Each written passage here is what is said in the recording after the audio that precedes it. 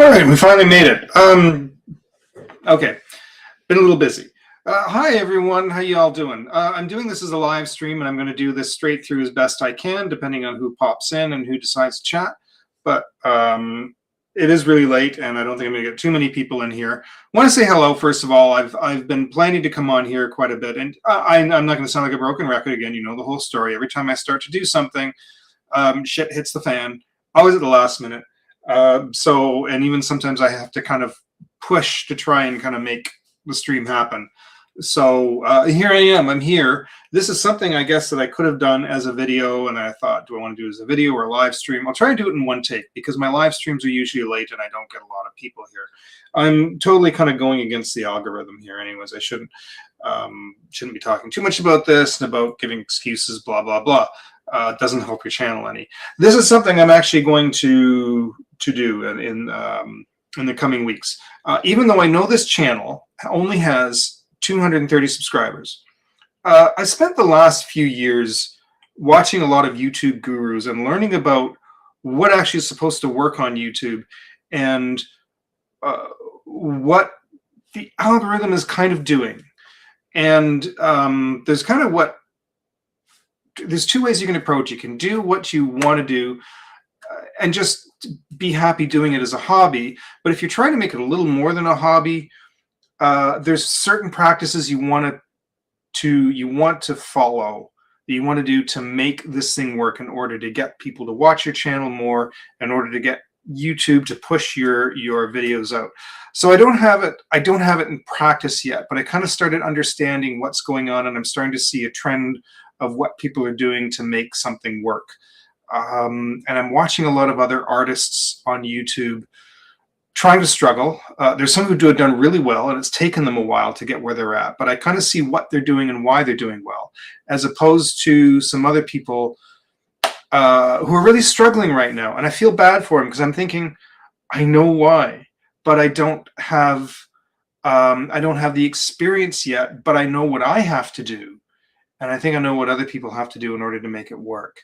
Hey, Godzilla fan, how you doing? Yeah, we should talk sometime. But yeah, good to see you. Thanks for popping in. I really appreciate it. So anyways, that's something I'm going to share a little bit of knowledge with as I'm putting it into practice. It can take several months to a year to make your channel start working, really working. You have to, it's one of those things that you have to put the time in before it clicks. But once it clicks, that snowball starts rolling on its own, and you just kind of help it along a little bit.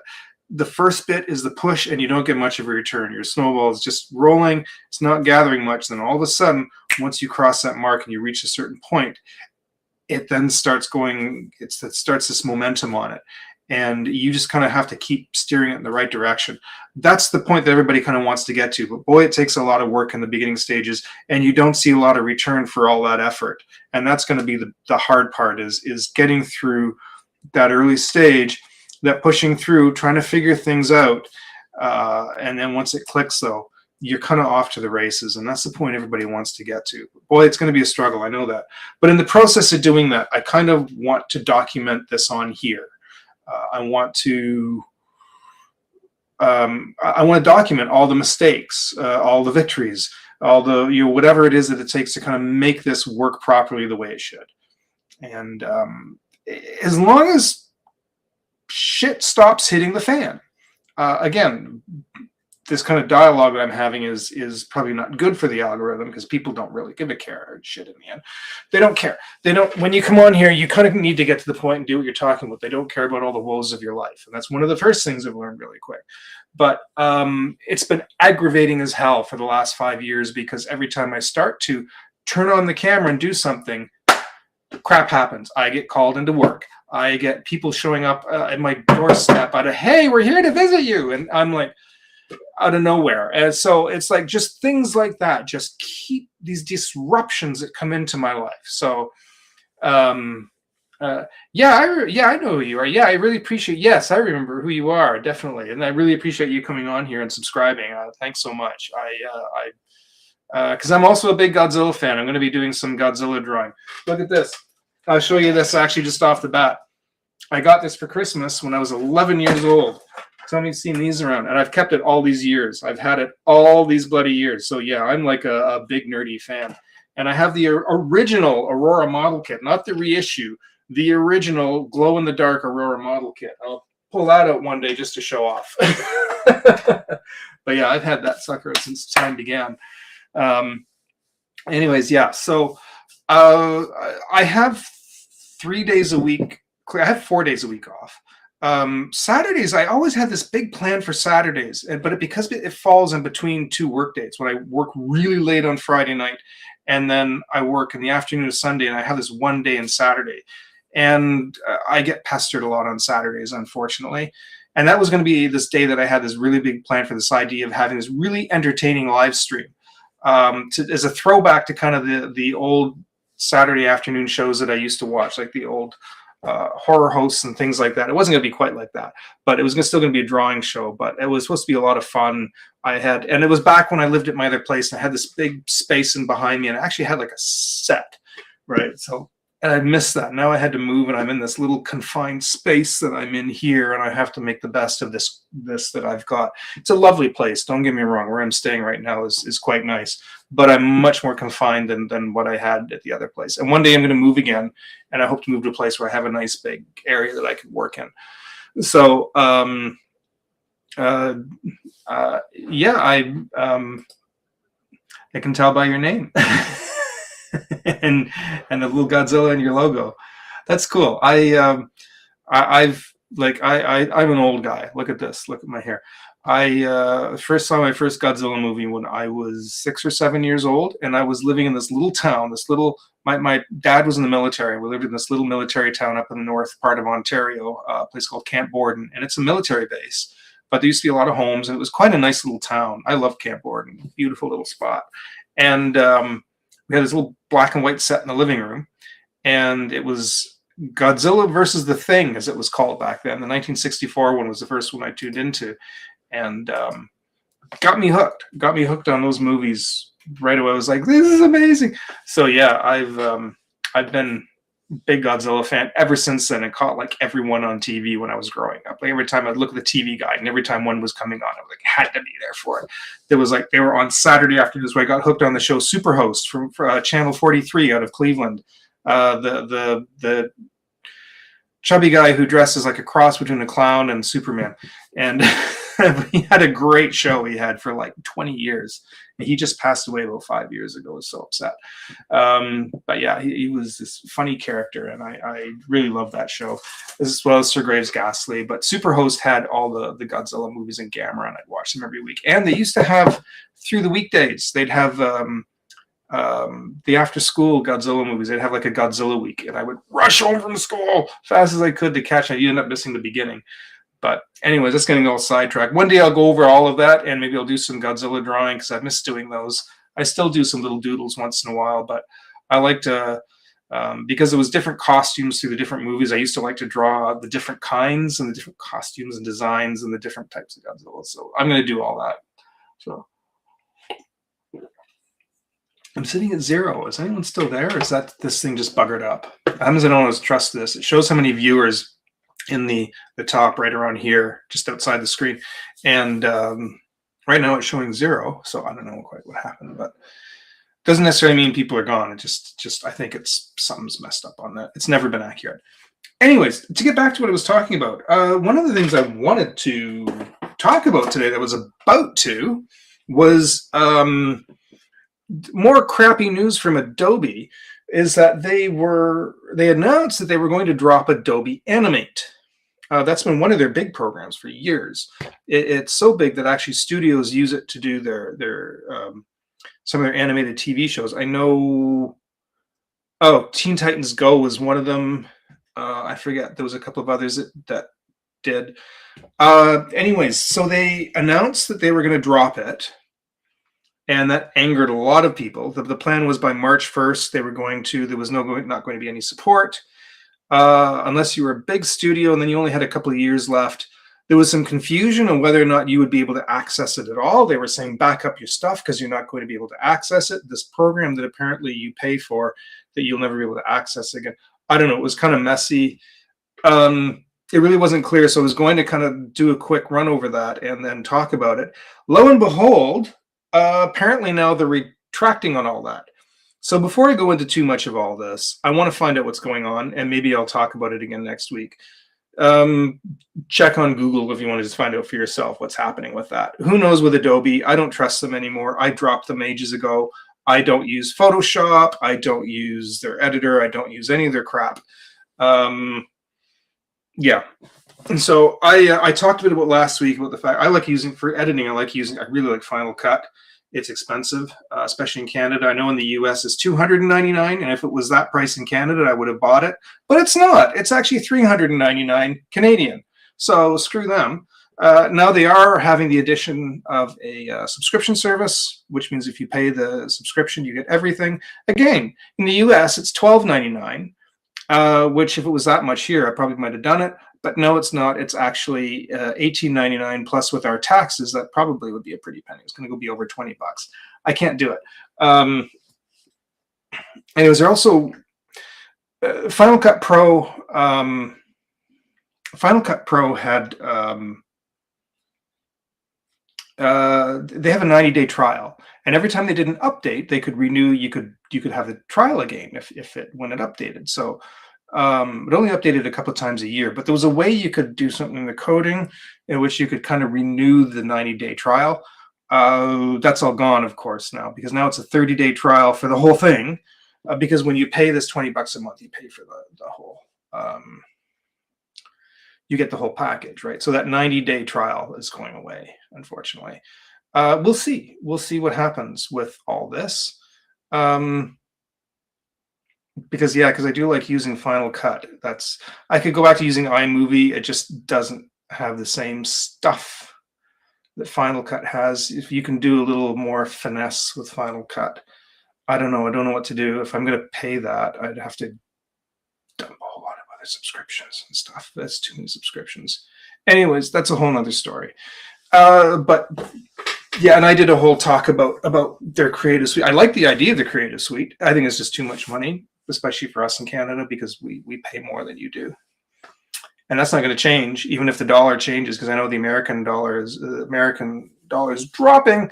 So the Canadian one is starting to pick up a bit. Even if that's the case, that's not going to change that price tag. That's staying the way it is. So that being said, I'm kind of rushing through a lot of things because I'm not going to be terribly late tonight. I don't want to.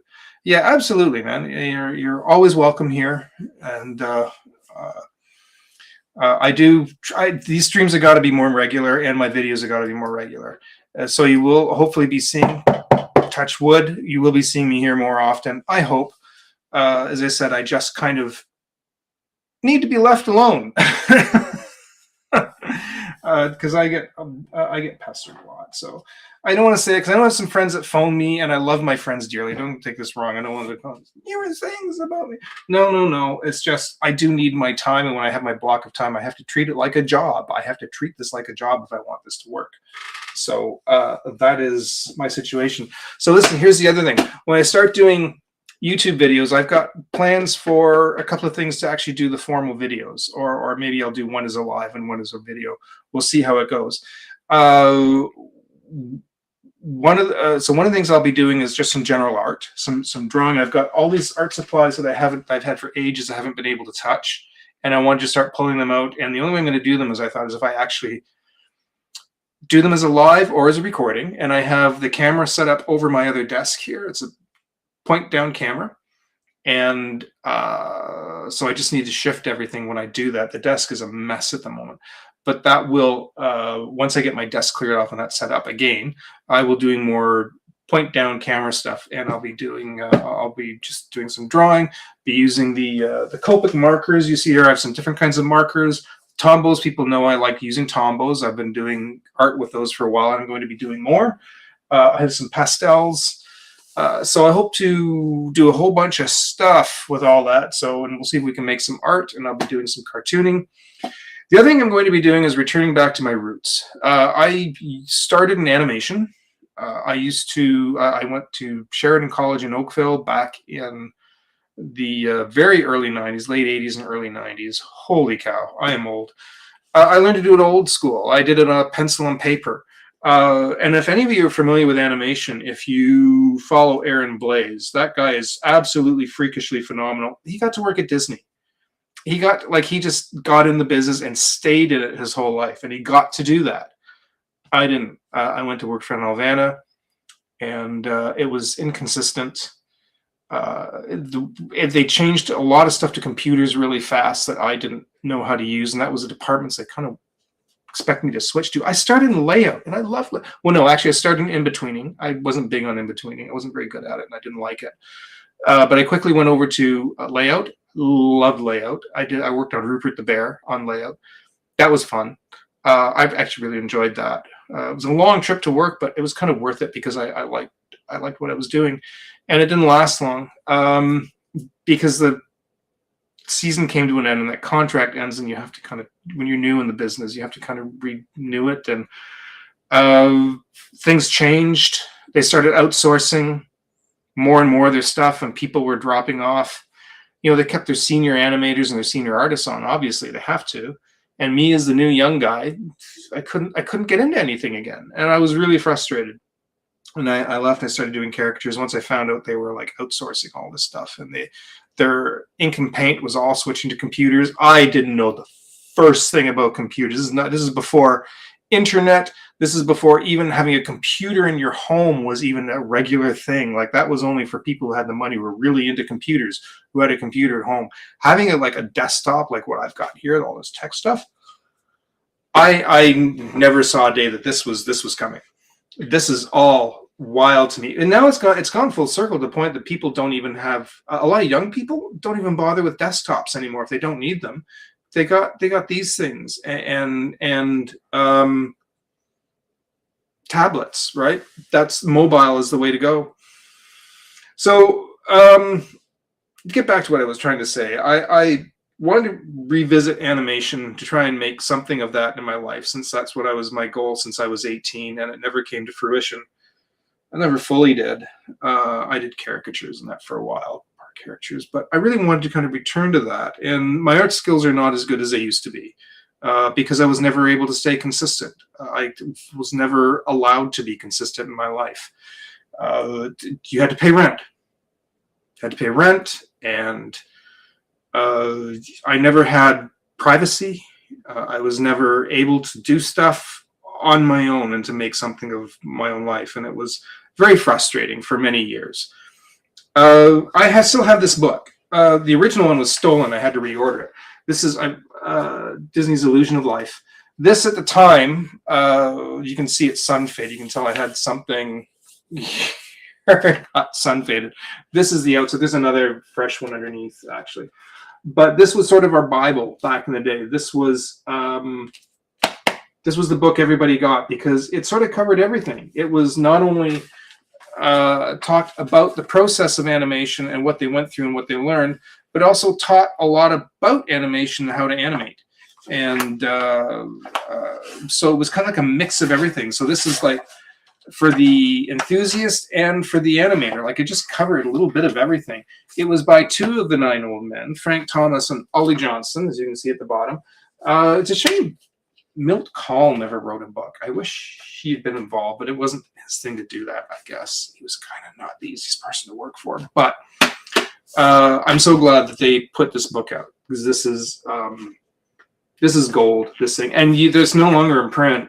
I wish they would put this into print again, I think, in today's age right now, because we're going to see a new rise in animation for sure. This should be reprinted again. It needs another reissue. Because I think I mentioned Aaron Blaise earlier, and he just put out Snow Bear, which he did all physically by hand. I mean, flipping paper, then of course scanned and etc. But he did it all online. And so that's kind of the first part of what I'm going to do is with that. So yeah, I picked up, so there's 3 other books here. There was 2 others I bought.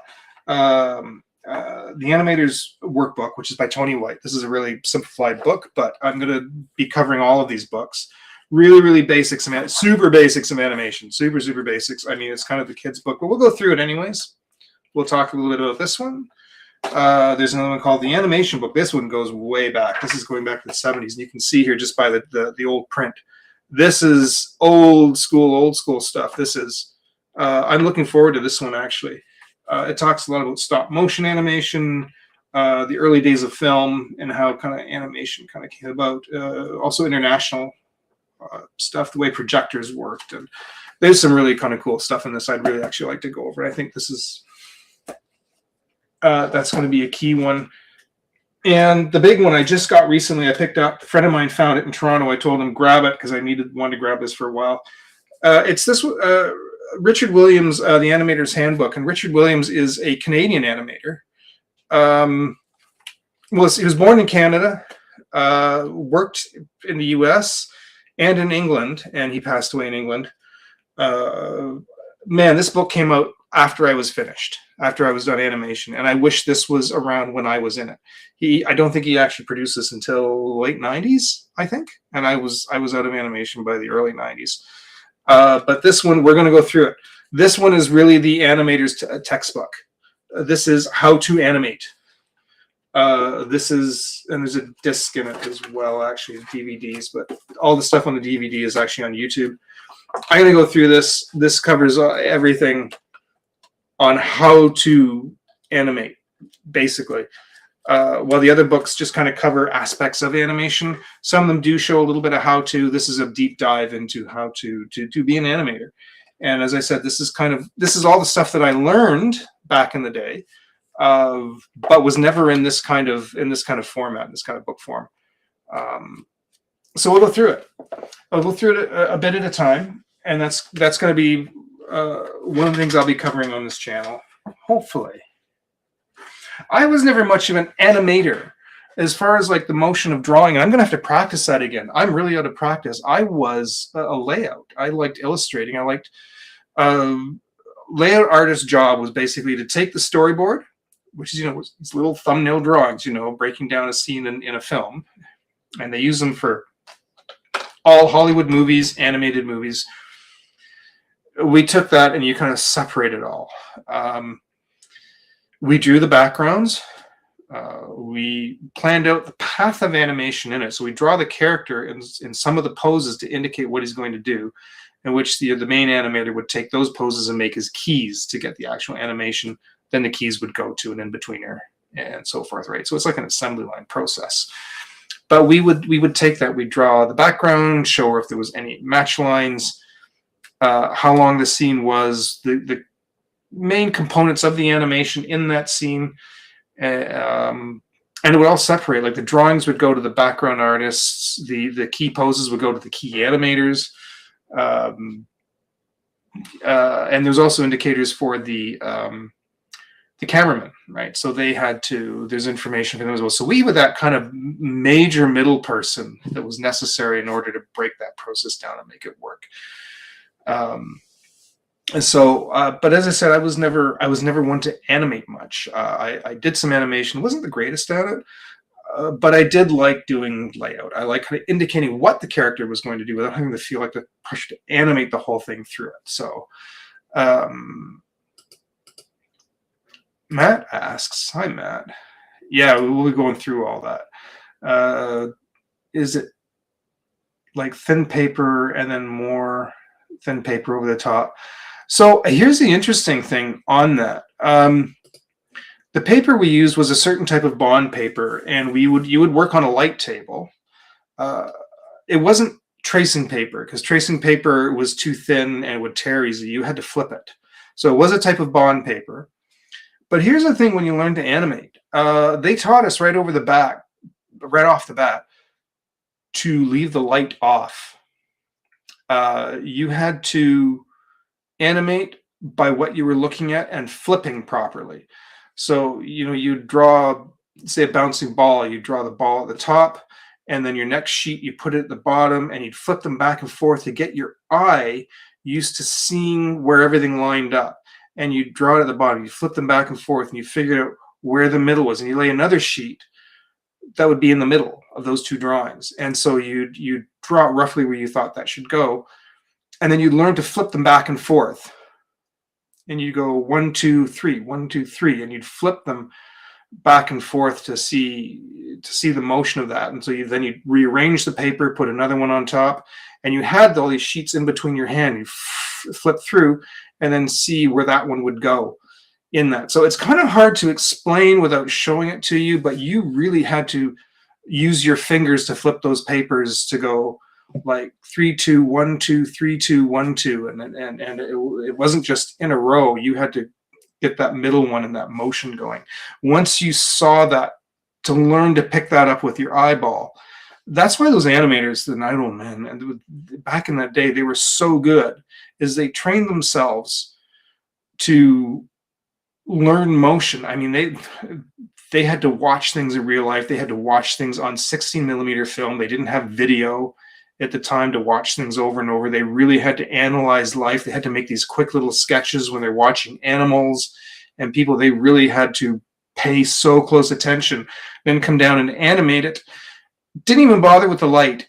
Just start putting it down and to get that motion that's in their memory, right? And all these little sketches that they made, and to make this stuff work so well.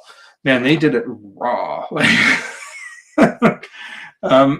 So I'm going to go back and kind of revisit that. And it was like that for you. That's how we learned it in the late 80s. And they did that up until the 90s, when things slowly started to change in the 90s. And then CGI came along, CGI animation, which changed everything. So, but now people want to see more 2D animation, and they've been talking about it. The hard thing is, people keep saying they want to see 2D animation, but it's not supported at the box office. What happened is in the 90s and early 2000s, 2D animated films kind of killed themselves because they had poor stories and they had poor films that didn't perform well. There's some that people really remember fondly, but it was the Pixar movies where they got all like the good storytellers and the really good solid storytellers over onto Pixar and into when Disney changed over to like the 3D animation. That's where they ended up making these really great movies, and they come up with like Toy Story, Incredibles, Toy Story Crash, yeah, basically. So all these great movies come out, but the other ones struggle that we don't, like Thumbelina. Bluth films look fantastic. They're awful stories. They was never able to pull out a proper story. After American Tail, which was Spielberg produced, right? So he had Spielberg's push and pull on that a little bit to make that work. And then after that, like, I mean, they did one of my favorite films, which was The Secret of Nim, because they had a small team of people and 1 or 2 people work on story. Then they got fed some money to do American Tail, which was great. Then after that, after they were on their own, it was All Dogs Go to Heaven. It's not great. It looks beautiful. There's some lovely moments. As a whole, as a film, doesn't really fully work. And he just he did do the dinosaur movie there, Land Before Time, which was a super uber simple story. American Tail is great. It really is. American Tail is such a cute story. He did the dinosaur movie, but after that, he didn't have a good hit until he lost everything, right? Like everything. I think did Troll in Central Park. Kind of didn't do so. Thumbelina. There was somebody else did some. Do you know the only Anastasia was really good. Anastasia kind of almost did it, but something happened after, because it wasn't Bluth's entirely. It was Fox Animation. It was headed by Bluth, and then they crashed and burned, unfortunately, not because of that film, because the film did really well. But Bluth kept trying. His stuff looks great, and he's an incredible artist, and he really trains his animators to work really hard on making stuff look fantastic. It's just story department struggles so badly. And unfortunately, it was part of what killed 2D animation. Brad Bird, he came up with the Iron Giant, which was so badly suppressed. because The Iron Giant is great. It's another one of my favorite animated films. It's such an amazing flick, and it just got so badly suppressed when that came out that no one knew about it, and it didn't didn't make anything at the theater. Huge return on video release once people discovered it on video. Wow, it was everybody rented and bought that thing like hotcakes, and it's still hailed as like one of the best animated films ever made. That one, that's such a great film, and it's such a good story, and it's a good solid story, and great characters in it. And it's a shame that that just didn't take off. It was one of the last great 2D animated films. After that, it kind of flattened out, right? It just kind of burned for a while, and nobody was able to bring it back. Disney shut down there after the Princess Frog.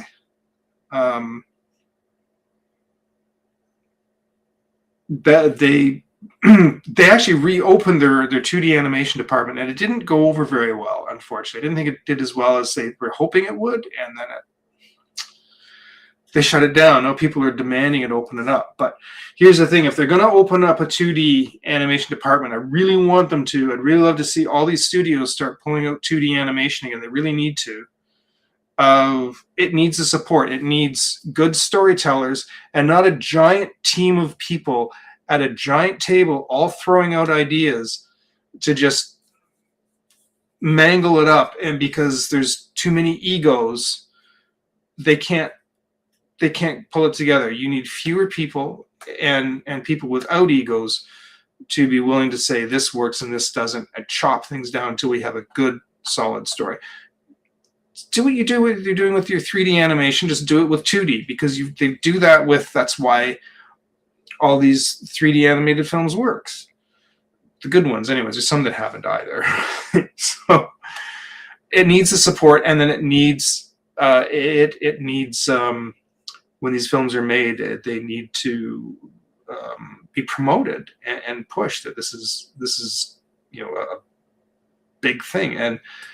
And the Iron Giant's good. Yeah, The Great Mouse Detective, that was kind of when Disney was starting to slide. It's too bad. It's a cute movie. It really is. I actually really like that one. Fern Gully, my instructor actually worked on Fern Gully. That's actually a decent little film. That was another one that was actually pretty good and just didn't get the love. That had the bonus of having Robin Williams as a voice on it. I remember my instructor was working on that. He was secretly working on it in class, because I remember going into the area where we do where we would shoot after we'd have our animation. There was a film room where we'd go in and have the big camera set up, and you had to book the time and you'd lay it out. And then there was another section that was a video test. There's a big one that we'd shoot it on film, right? And then there was another little section over the side where you could just run some tests on video, and just to see if something's working or not. I forget what they called that, but he was there with pictures of it from Fern Gully. He was putting them in. I was like, oh, that's cool. What are you working on? It was this little film. I'm actually just sort of doing some stuff on this. He had to do some filler stuff on it. So he was working on that. He was teaching and working on this bloody film at the same time. So it was cool that I got to see that. And then when the movie came out, I was like, our instructor did that. We watched him make it. And so that was Charlie Bonifacio that did that. Amazing artist. Holy crap, that guy was so good. It's weird. You see animators working, you see them always buzzing through stuff. Charlie wasn't one to work that. He was very slow and methodical in what he did. But oh my God, his structure was incredible. He'd just make a circle and it would somehow you were looking at a ball just from drawing. I don't know how he did it. He was just phenomenal artist. His stuff was so good. Gifted man. Anyways, but I've been yakking. How long have I been yakking for? 35 minutes. Yeah, I guess that's kind of about it. I'd like to kind of go back and revisit some of this. As I said, I'm not as good as I used to be, but I think I know enough and can show enough that I think if there's any young people out there who are looking to get into animation, I think they should learn to put pencil to paper. I think you should learn the basics of traditional animation. Even if you have a tablet, still do it traditionally, even if it's on the tablet. not opening up Blender. We're not doing wireframing. We're not doing any of that because I don't know any of that. That was not what I learned. It was all hand drawn, and that's a thing I think that young people need to learn too, is to be a good solid artist. Get in your life drawing, get in your perspective drawing, start learning all that. Get it as strong as you can when you start coming into animation, because you're going to need all that. That's going to be really, really important, especially if you do intend to pursue animation. So that's going to be a big thing to do. So I'll go through all that as well. And hi, who's Morgan? Welcome. Yeah, I I did too. I kind of grew up drawing, but I'm gonna kind of go through the whole process of animation, of doing of just the basics, the intros to it. I'm not gonna get into like a lot of really deep stuff, but I can go through the process. I can show how to do a basic bouncing ball. Adding a little bit of life to your drawings and to your animation. We'll just kind of go through all of it. We'll do layout because that was my thing, was layout. And I can go through the whole process, right, and explain it all. So we'll do that. We'll do that week to week, and hopefully that might turn into something for this channel. And that's kind of all I really kind of wanted to cover. I got a bunch of books, a lot of other art books as well. That I think it was my plan too to do every week or a couple of weeks. I would put out like an art book that we could kind of go over. Those will probably be pre-recorded videos. I don't think I'll do those live. We'll see. We'll see how it goes. Kind of taking this as it goes. But I need to get some motion going on this YouTube thing of mine here. So. But that's I think that's going to be it for now, and then I got to get back to working on a few other things. But here, touch wood, I've always got plans, and as long as I can keep kind of my time free, I should be able to start working on that. I would like to start work on this next week. It's Thursday. It's now Thursday. I'm just past midnight here. Yeah. I work Thursday and Friday nights, and then hi Nico, thanks. I appreciate it. Wish me luck. I get this underway. I really appreciate it. I got all these people coming in now. It never fails every time I come in here, and then people start showing up just as I start to finish. It seems to be my thing. I'll get nobody for like the first half, 2/3, and as soon as I'm wrapping up, I've got 4 viewers now, which is unusual for me to have that much at this early stage of my channel. So, and I was saying earlier at the beginning, that's the other thing I'm going to talk about too, is how I'm approaching this whole YouTube thing, and to get subscribers and get people on board, and how to hold interest, and what to do and not to do to make your channel work. And one thing, and I'm already kind of breaking my own rules here, but I know that it's fine. People come to YouTube to get answers and to look for help, or they look for specific things when they come to YouTube, and to kind of sit and ramble, as I've been kind of doing, is not a good idea. So enough crap hitting the fan. I'm kind of done with that. And but yeah, that's kind of it. I'm going to have to close off. I do have some things I need to work on. But thank you everyone though for who's here. It's a shame I got actually some viewership here, and I'm gonna pass on the drawing tonight. I will be doing some in the near future. I've got all these little. I can't draw really. I've got some stuff here that I was demonstrating with Tombow markers, and I'll be pulling those out again. But fine. People are watching. I'm about to leave, and everybody shows up. But thank you very much, Morgan. I hope you come back. Please subscribe and come back. I really appreciate everybody coming here and giving me your time. But I will say good night. Take care, everyone. And I do hope to see you again very, very soon. Hopefully starting next week, we'll make all this happen. So Nico, thank you for coming by. Morgan, Matt, talk to you shortly. And our friend Godzilla fan. We'll be chatting again soon. All right. Good night, everyone. Take care.